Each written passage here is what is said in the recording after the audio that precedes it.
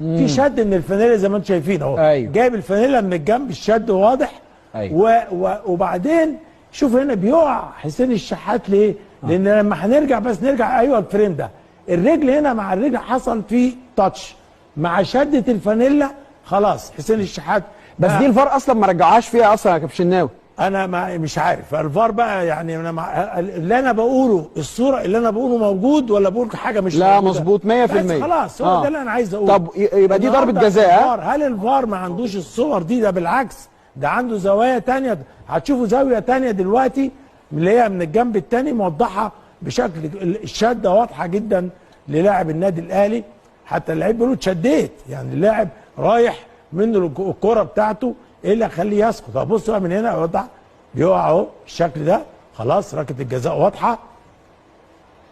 هنا الشد واضح، دي يلام عليها الفار على طول يا كابتن شناوي.